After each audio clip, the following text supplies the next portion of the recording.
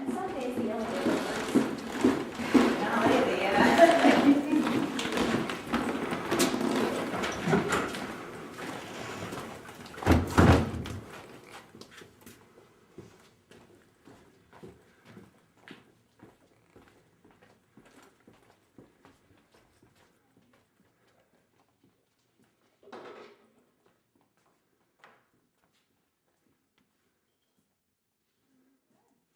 Okay, well, my name is JenPiles. I'm a freelance illustrator.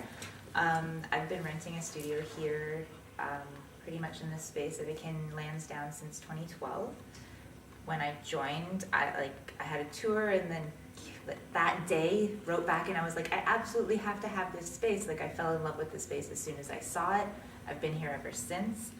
This fall it would have been, I think, 5 years since I joined. 4 years? 5 years? Like, a long time since I've been here. But when we got the eviction notice, I decided to, even though this particular space wasn't actually evicted, I decided to move with everybody to King and Spadina for those of the people that are moving, because I wanted to stay with the core group. But it also was an interesting opportunity to kind of change my studio practice a bit, since I have been here for so long, and I've been kind of like nesting and hoarding and really just wiggling my way into the dirt. So this seemed like a really interesting opportunity for me to relocate with my friends and my studio mates and be there for them as a part of that transition, but also I'm looking at it as a way to kind of liven up my own art practice and kind of give it new life with a new space. So, Right. you know, I'm feeling really sad about moving because it's been such a big part of my life, and I really do love it here so much. But you know, there's a lot of excitement there too.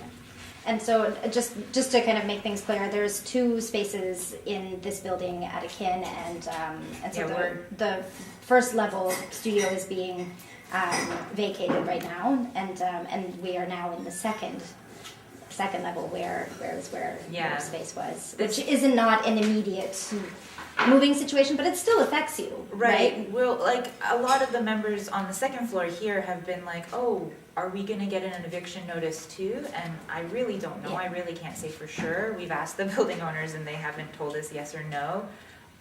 What's been happening in the building that I've observed for the last couple of years is on the third floor, on the second floor, on the first floor, they do these little rounds of evictions. They're vacating these spaces, they renovate them, and then they move people in. But they've already done that on the second floor in this building.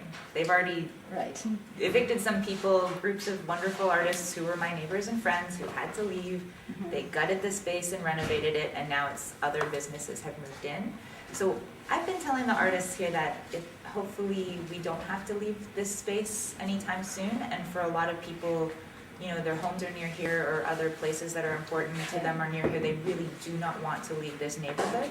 Can you talk about the structure of Akin? Like, you mentioned that you're a manager, you're also a member. So what kind of, like, how does that kind of work, and how is sort of the organization organized? So Akin was formed by two artists, Oliver and Michael, who Mike Delios, actually Michael Delios, not Michael Vickers, who's now an employee of Akin. So Oliver Pauk and Michael Delios formed Akin with a group of friends in a loft 10 years ago, and I think maybe there were like 6 or 7 of them, and then they got a location at Queen and Spadina and moved more artists in. Then they got this location here at Lansdowne and Bloor and moved more artists in, and it was kind of, that was it for many, many years. And so they Akin provides month-to-month rent at affordable rates for artists. That includes 24-hour access to the space, access to storage, access to a shared workspace, also like all kinds of community enrichment that we're doing through our not-for-profit Akin projects, which I also work for. And then after a few years of the two locations, Akin Dufferin and Akin Lansdowne, which are the two that happened to be evicted most recently, we went through a growth spurt. So we opened Akin DuPont, and then a couple years later we opened Akin Sunrise, Ossington, River, and St. Clair all in 1 year, which was last year, which was our big growth spurt, and we're kind of halting at this point. And then when Akin Dufferin at Queen and Dufferin was evicted, we got the new space at King and Spadina. And at that point, we were planning to relocate them. When we got our eviction notice here at Akin Lansdowne, we decided to relocate everybody.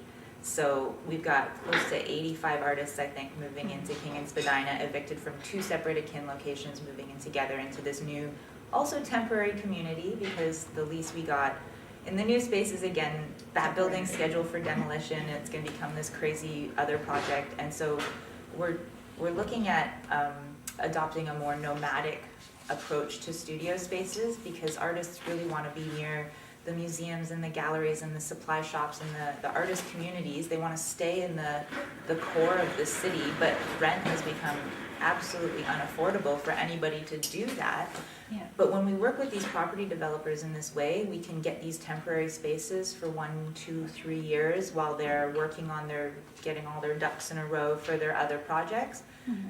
So we can stay in interesting locations, and we can keep giving artists affordable studio rates and keep providing all of the other things that help with the artists' community.